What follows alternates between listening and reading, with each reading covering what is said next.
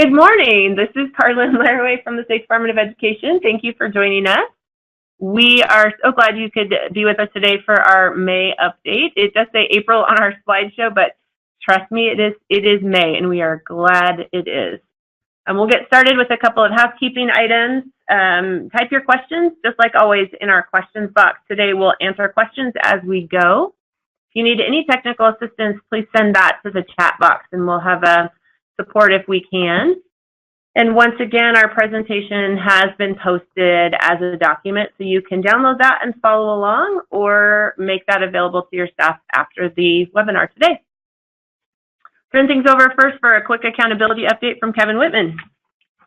Good morning. The parent and staff engagement surveys are open, and these are two surveys that are administered via unique LEA level links, and we emailed those out to superintendents and charter administrators on April 15th. So these are required as part of Idaho's new accountability system, and the surveys are open until May 17th. And so thank you very much for your attention to those surveys and your continued participation there. As we plan for the student, parent, and staff engagement surveys for next year, we also created our own survey to get some input on timing preferences, logistics, and other feedback on the survey process. We emailed that out to superintendents, charter administrators, and principals last week. And we also know that some of you who are participating in the webinar have taken a role in the surveys. So if you have any feedback on the survey, timing, logistics, any other information you want to share with us about the surveys, please feel free to reach out to me at any time so we can take that into consideration for next year. And one item that's already popped up in the feedback on the surveys for next year is that a large number of people want to see the results as soon as possible. So I wanted to emphasize that districts and schools can see real-time survey results in Advanced Ed's eProve system. So these may differ a little bit from the official accountability results that you'll see later after we do our data cleaning process, but it would give you immediate visibility into the responses you've received. So we have some instructions available for accessing eProve and generating reports via the URL that we've listed here. So you can use those directions to look at the results that you have for the parent, staff, and student engagement surveys. And now I'll turn it over to Kevin Chandler. Hey, good morning, everyone. Just a few updates from the science side of things. Thanks to everyone that signed up for our science summer workshops. We were able to pick some dates for at least two of the meetings. First up is rubric validation. We will be reviewing the machine rubrics for the elementary items and clusters that we field tested. We'll be doing that on July 9. We'll have a full day of review then, and then on July 10, we're aiming for about a half day of review there. For middle school, on July 11th, we will have the meeting then. And even though we are just reviewing, elementary and middle school items that we field tested, I will be inviting, educators and stakeholders from all the grade bands to participate in those meetings. Invitations for the rubric validation meeting will be heading out hopefully today. And then for our data review meetings for elementary, we're going to be reviewing the data for those field tested items on August the 28th. And then for our middle school items that we field tested, we'll be reviewing the data for those on the 29th of August. Again, educators and stakeholders from all grade bands. And now I'll throw it back over to Carlin. All right. Just a quick update on ISAT. We have still limited access using text-to-speech on Chromebooks, and we are still seeing some success with uninstalling and reinstalling that secure browser. With testing just winding down and just about 2.5 weeks left, it is not an issue that will be resolved by Google or the AIR team. So if you have been holding off on testing students who require text-to-speech, it is recommended that you test on other devices as soon as possible. It will not excuse students from testing if you haven't tested students, because we've been providing resources and information for some time, so please don't delay. a reminder that our summative test window is open now, but closes on Friday, May 24th at 5 p.m. Mountain Time, 4 p.m. Pacific.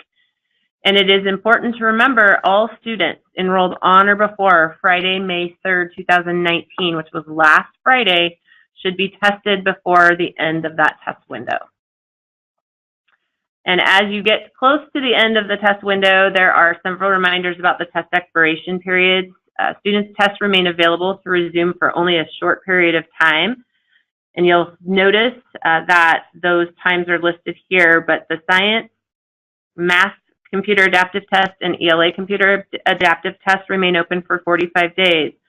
So as you get into this next 2-week makeup period, if you had students who started their test at the beginning of April, you may be getting close to that 45-day period if their test was in pause status and their test will expire. You can submit that for a reset or, a reopen, and we will allow for that after that expiration date if you submit that test in propriety. But please start taking a look at your completion reports and following along.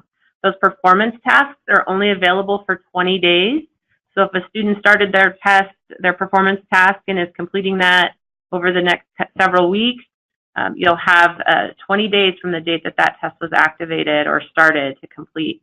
And alternate assessments are active for 60 days.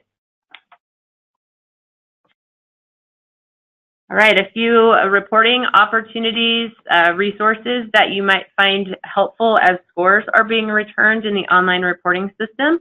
I will stress that those reports are preliminary, and that is not complete or compiled until the state receives the file from our vendor, from AIR, and we compile that against the roster submitted in IC.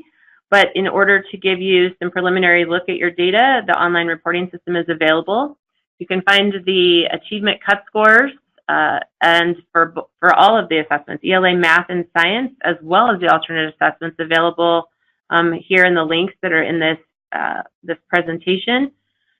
The scoring and reporting fact sheet for Smarter Balanced assessments is available. We also have more information about the target reports. Those might be relevant to your teachers as you start looking at classroom level data. And then we also have the individual student report and parent brochure that will help you explain results to parents. We do have those being mailed out in a couple of weeks. And then a little bit more about the online reporting system. If you haven't looked at data in the online reporting system before, you can find that information in chapter of the online reporting system manual. And then the ORS module PowerPoint is available in the resources on the portal.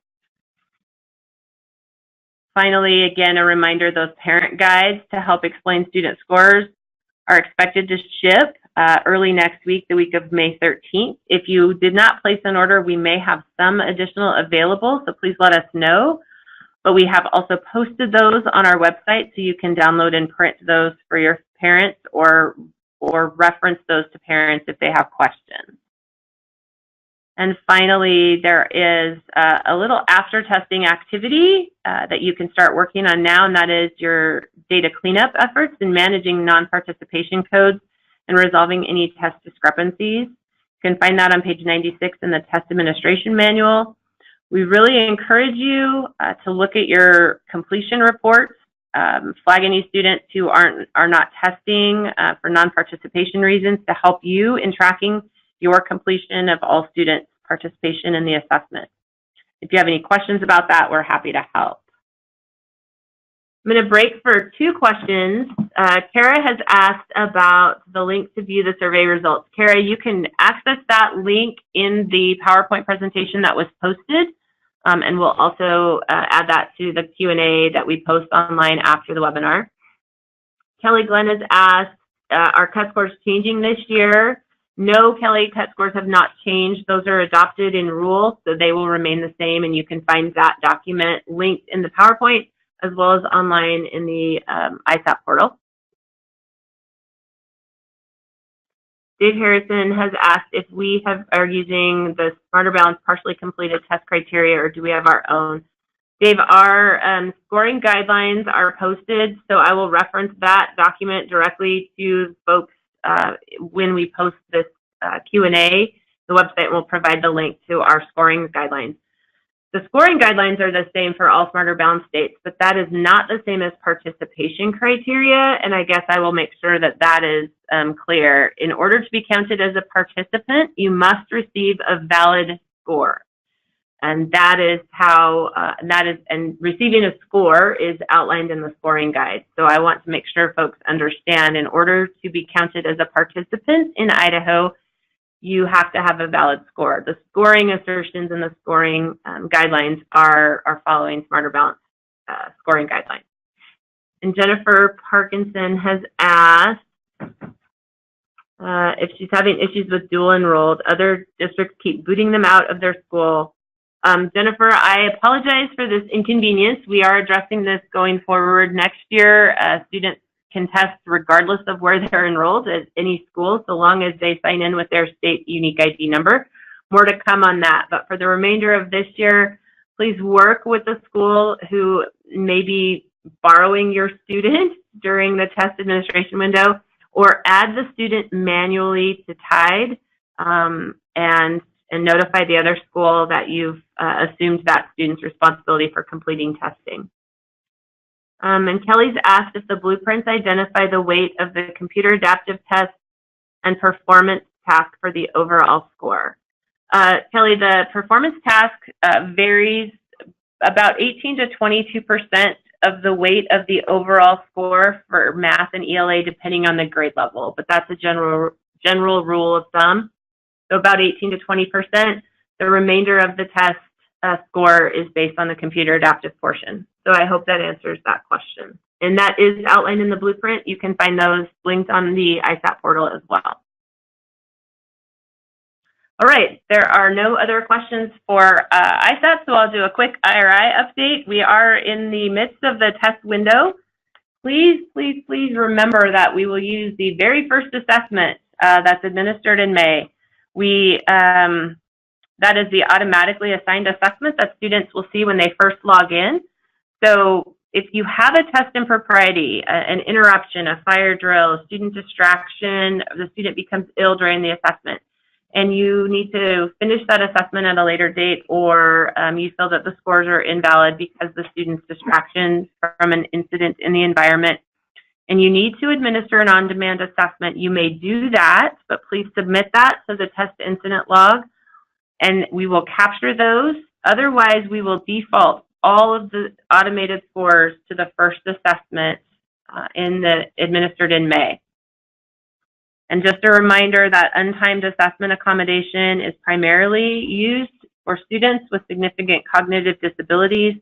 It is not intended for every student who has extended time on their IEP, because remember, an accommodation allows for access but does not change the construct of the test, and setting the timer, or turning the timer off rather, for a fluency or reading assessment such as this would change the construct. So if you have questions, or if your special ed staff have questions about that, please reach out and let me know.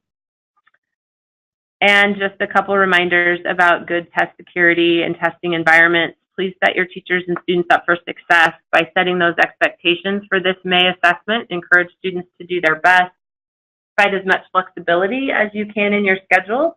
You have the flexibility and local decisions to administer the test in large groups, small groups, or even one-on-one. So you should take advantage of that and meet your students and schools' needs. And also, you have the ability, and students have the ability, to use the pause feature in the test to mitigate those distractions and interruptions and allow students time to refocus. So that is a test management or classroom management practice that I would encourage folks to utilize if you need to. If you have any other questions about that, we're happy to answer.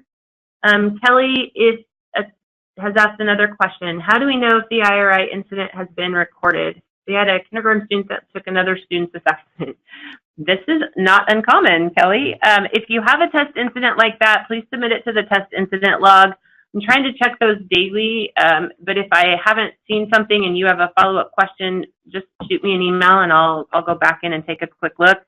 As far as students that take other students' tests, if this happens for ISAT, we can transfer that in the back end of the system But in the IRI system, you would need to have the correct student take their on-demand assessment under that ID number, and then send in the test incident log to the State Department, and we'll take care of that. Yes, Kelly, tell the teacher to administer the on-demand assessment. That is exactly what you need to do, and that will. And since the incident has been reported, we'll take that on-demand result instead. Okay, I don't see any other questions, so now I'll turn things over to Andrew for an English language proficiency update. Hello, everyone. This is Andrew Bennett here, and let me just say it's a pleasure to be on board to assist districts with the important work that they've in bringing equity to all students who reside in Idaho. Please contact me if you have any questions around the WIDA suite of assessments, including the WAP, screener, and access for ELS. And I quickly just wanted to give a quick shout out to Melanie Jones for her invaluable work on supporting districts over the past several years. She will be missed. So finishing out for the year, there are still two key tasks which are still outstanding to put on your radars. The first is just a heads up that we are still anticipating the release of our state's access scores on May 21st. Reports will be available by logging into the WIDA AMS Secure Portal under the Student Reports tab. The second task is to be aware that the Access Appeals window is scheduled to be open on June 3rd and stay open through the 14th. We recommend to identify someone who will be around during the appeal window so that all pertinent appeals documentation may be submitted during the allotted time. Going along with the release of Idaho Access Scores on May 21st is the update on the L program exit criteria. The proposed L exit criteria has been put on hold until the 2019-2020 school year, and this is pending final approval from the U.S. Department of Education. For the access scores being returned on May 21st, the exit criteria of a 5.0 composite proficiency level and a minimum of a 4.0 in each language domain will be applied to determine L status.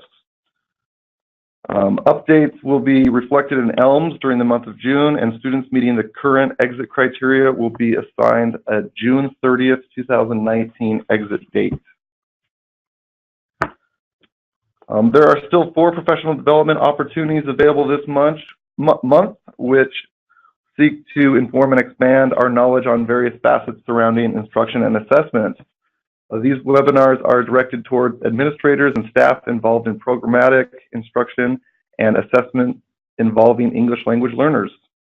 A WIDA secure portal login will be required for individuals to access the webinars. Like always, we encourage you to share widely with your network and join us on the following dates and times.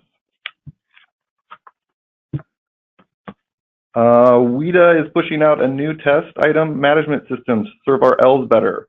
This software update will require a download to run the WIDA screener and access for ELs assessment package in the 2019-2020 school year.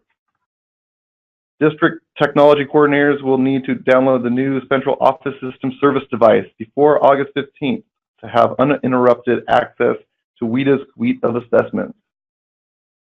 So WIDA has already posted an overview of the transition from the TSM to COS on their website and can be accessed by following a link on this slide. Also, mark your calendars for the COS service migration technology webinars on June 12th and August 1st. Again, the existing test site manager will expire on August 15th. Technology coordinators or district test coordinators can download the COS starting on May 15th from the WIDA Secure Portal. If you need assistance in setting up a new account, please contact your district test coordinator or by emailing the DRC directly. And I'm going to send it over to Mr. Paul. Hey everybody, this is Paul Kleinert, your NAEP State Coordinator. On May 6th, an email went out to the 4th and 8th grade NAEP 2019 participant schools. This email instructed the school coordinators to destroy the contents of the red NAEP folders. The lists are no longer needed as NAEP 2019 has been completed. So destroy, destroy, destroy. All right, good morning, everyone. This is Danielle.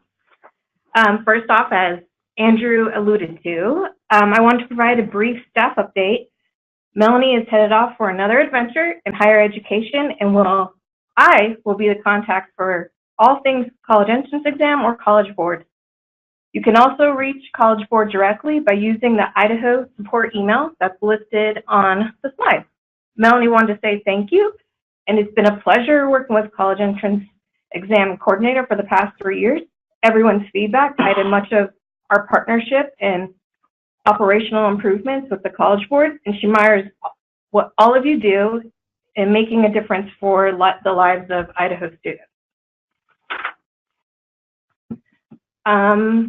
So first off, students' SAT scores have started being released as of last week. If a student still has not received their score, do not worry. Scores still are coming in, and Idaho students should have all their scores by May 16th. For students to access their scores, they will need a College Board account. I have hyperlinked the sign-in page for students to create their account or sign in. Educators will be able to have access to student SAT scores on June 24th in the K-12 report portal. The College Board has created a module on how to access the K-12 score reporting portal for anyone new or like a refresher. It is a brief training module about how to change managers within the K-12 reporting area, as well as how to navigate the portal itself. A link to the module is on the slide. Please share it with any staff members who will benefit from the training. Regarding the College Board's K-12 portal, this is a reminder the College Board will be sending each school principal an email with a summary of who is listed as the data access manager in their school's College Board portal site. This is important to review as it relates to retrieving school and statewide score summaries. Principals will be asked to change or update staff as needed with Idaho field staff. Please help us by alerting your principals of this email, and it's slated to arrive mid-May so we can efficiently plan on who and how to retrieve site scores. I just said this slide, so please do that. I don't know how I did that, but thank you. As we're wrapping up the end of the school year, it's already time to look ahead for the 2019-2020 school year. Here are the testing dates for the PSAT and NMSQT and SAT school days. As a brief reminder, the alternate PSAT NMSQT test date is only permitted if a school is not in session or has a class-wide conflict like a SFA state competition. It is not a makeup day like the SAT because it has strict policies upon test administration for being the national merit qualifying test. Therefore, it is only one test administration offering. I will inform everyone of the makeup day. As you see here, it says pending. We're still waiting for that date to be confirmed with the College Board. So as soon as I get that, I will let everyone know. And lastly, switching gears to ACCUPLACER, I wanted to thank everyone for their due diligence and efforts in administering the ACCUPLACER for the last test administration. Now that the testing window is closed, I'm receiving a few questions. So what do you do with the student scores? This is a local decision, meaning follow your district or school policies about what to do with test scores. For example, some districts have the ACCUPLACER test scores placed in the student's cumulative file. Does the SDE need the scores? No, we don't. I have access and everyone else has access to the portal. Don't worry, we're good. And if you need a copy of your student scores or a list of who participated in the ACCUPLACER, do not fear, contact me and I'll start the process of securely providing you the student information and scores. Okay, before we move on, we have a couple of questions. So Mike Nelson has asked again for the update on when you can expect to receive the ISAT parent guide. Mike, those will be mailed early next week. So if you have not received them before May 20th, please let us know and we can track that shipment for you. But I would expect you might have them, you know, Thursday, Friday next week, or maybe Monday of the following week. Couple of other questions. Here we go. Let's see. We have one from, again, Mike Nelson. Why so much time between score release and the availability in the K-12 reporting portal for SAT results? It's usually available much faster. Mike, this has to do with several factors. There are often scoring delays for students if shipments are not received. If students are taking, Idaho has a high number of students who attend high school online and virtual settings, and those students are participating in a Saturday test administration in order to fold those results in to Idaho's data portal. They need the additional time for that, as one of those test administrations is in May. And also because as the scores trickle into the state and into the College Board reporting portal, the standard error of measure as well as the state mean and medians update regularly, so that June date is driving most of the most accurate and up-to-date snapshot reporting available to the state, and was really a College Board decision to drive preliminary results. So we're very sorry for this extra delay. We will work with College Board over the next summer to update that and shorten that a little bit more next year, but we hope you do understand and appreciate your patience with that. Students will have their scores available again, and you can take a look at that with students if they're bringing their score report to folks as well. Michelle Widmer has a question for you, Kevin, about the advanced ed reporting data. They're seeing student engagement survey and other results, but perception surveys and evaluation surveys are listed, but there is either no data for either of these for most of their schools, and they're wondering if they should have concern about this, or if they should investigate further. Perhaps maybe all of those results were housed under one building. So I'm not sure how to troubleshoot that, if you have any suggestions. If it's a perception or evaluation survey, that would be something that's outside of the engagement surveys that the state's created. So sometimes if that's a survey that the district has worked on with advanced ed but was never administered, you won't see anything under that. The core here for us would be the student, parent, and staff engagement surveys, which should be listed with that in their title compared to the other surveys. But I can always work with you one-on-one, and we can dive into it to see what exactly is happening in there and iron out which surveys are ours and which aren't. Jennifer Parkinson has asked about, as a new district coordinator, congratulations, Jennifer, by the way, and when are score reports available for ISAT to go home to parents? That's a great question. So they're available in the online reporting system approximately 10 days after a student has completed both portions of the assessment, the computer adaptive and performance tasks for English language arts or math, and those roll in on a kind of a trickle-in basis. As those are scored and completed, they'll roll back into the online reporting system. Typically, a lot of our district test coordinators wait until makeups are completed to capture all of their student score reports, and then verify those few students who tested at the very end of the window or completed at the very end of the window have their score reports returned, and you can print those in a batch and either send them home with students with their report cards or make them available to parents in other ways. That's a local decision. Typically, the rule in Idaho is that they should be available 3 weeks after the conclusion of testing. The test window closes May 24th, so approximately 3 weeks. But again, that's really at your discretion in the mechanism or manner in which you disseminate those reports. Susan has asked about the parent brochure having a 2019 or 2018 date. I believe we updated the brochure that's been posted online and those that will be mailed to have a 2019 date. So check the new version that's on our website now. And those that were ordered, Susan, will have a 2019 date. If you have any questions about that, we did recently update that version to make it accessible. So if you have any questions or you're not seeing that version posted, perhaps you've downloaded the version before we made those updates, let us know and we'll circle back. All right, I don't see any other questions from anyone else. We'll give this just a pause. Jody's asked if we can speak to the future science test changes at the high school level and the timeline.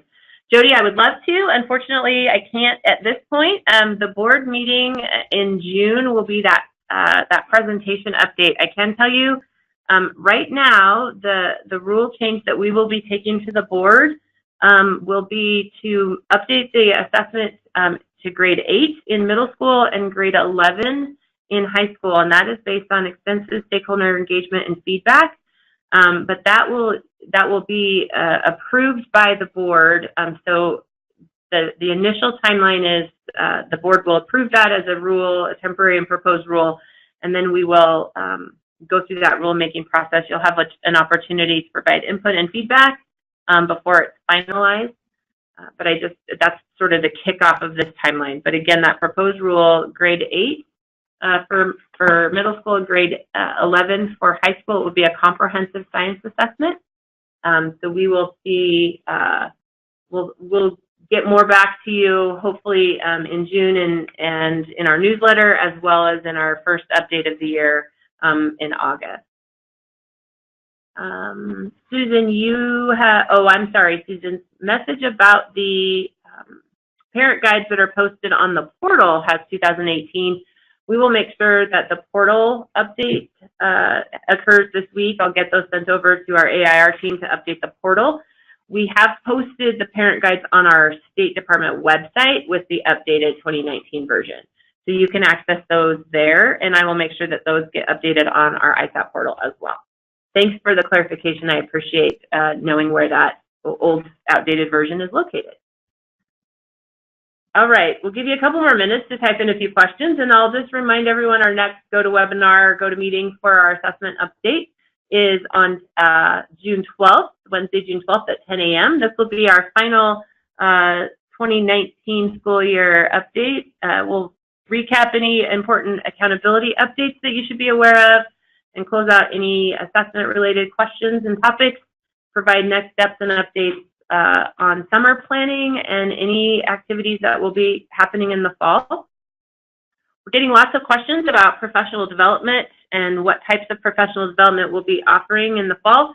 If you have specific requests for training in your district that you would like, whether that be about interim assessments or looking at data once you have your results back, please send us an email and we'll add you to our planning calendar. We'll start making plans to get out and hit the road this summer. But at this point in time, we don't have any statewide training dates specific for ISAT or science or any of our other assessments. There will be updates on IRI training as those dates are solidified, and that will occur likely in August, early September. So until then, we wish you a very great rest of your week. Thank you for joining us. Again, if you have questions, please let us know, and we'll continue to answer those. Thank you so much for joining us, and have a great day. If we've missed any of your questions, we'll circle back and answer those offline. Thank you so very much.